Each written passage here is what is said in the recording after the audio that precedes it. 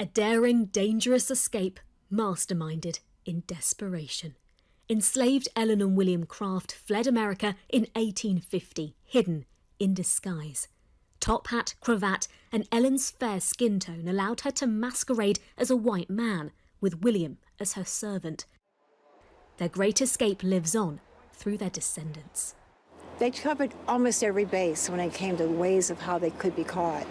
So they couldn't write, so she had a sling on, which means that someone wanted her to sign her name.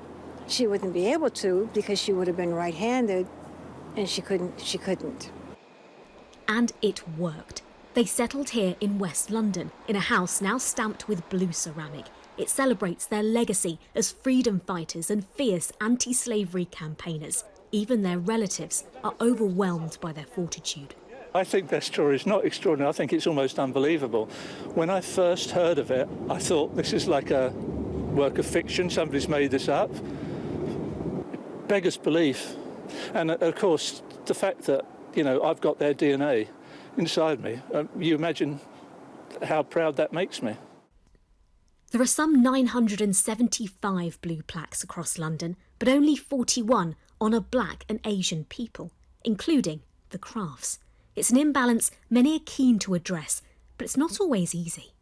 Musician Bob Marley lived here in 1977, but it took a long time to prove it's often this lack of historical records that's preventing more stories from being recognised. It certainly is an issue for ethnic minorities and for the poor, because what it can mean is that it's difficult to track down evidence that will connect a person to a building. It might be that a building's been destroyed, or it might be that the records that do exist are not sufficiently compelling.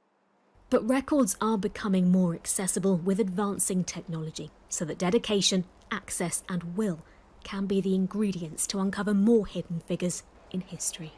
Ashan Haranag, Sky News in central London.